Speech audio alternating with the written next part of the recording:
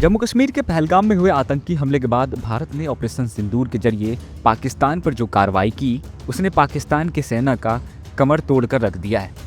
पाकिस्तान जहां भारत के सैनिकों से जमकर मार खाई, वहीं ऑपरेशन सिंदूर के बाद अंतर्राष्ट्रीय स्तर पर भी पाकिस्तान की पिटाई जारी है। भारत के सर्वदलीय प्रतिनिधि मंडल जहां दुनिया भर के कई देशों में पाकिस्तान के झूठ को बेनकाब कर वापस भारत लौट चुके हैं, तो वहीं विदेश मंत्री डॉक्टर एस जयशंकर ने हाल ही में यूरोपीय संघ में पाकिस्तान को लेकर कहा कि ये भारत और पाकिस्तान का संघर्ष नहीं, बल्कि भारत और आतंकिस्तान का है। दरअसल विदेश मंत्री इन दिनों एक सप्ताह के यूरोप की यात्रा पर हैं, जहां वे यूरोप के नेताओं के साथ मिलकर भारत के साथ द्विपक्षीय रिश्तों और आतंकवाद को खत्म करने के साथ साथ अलग अलग मुद्दों पर विचार कर रहे हैं। इस दौरान विदेश मंत्री ने मंगलवार को यूरोपीय संघ से पाकिस्तान के साथ संघर्ष के मुद्दे को भारत बनाम आतंकिस्तान के रूप में देखने की बात कही।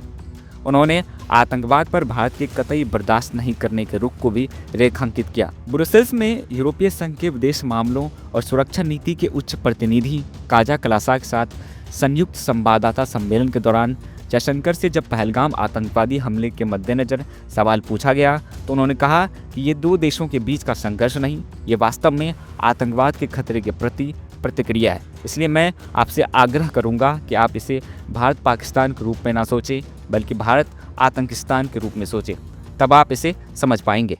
One, I'd like you to understand, this is not a conflict between two states per se.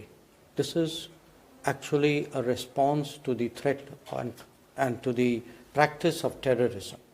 So I would urge you to make it, don't think of it as India-Pakistan, think of it as India-Terroristan.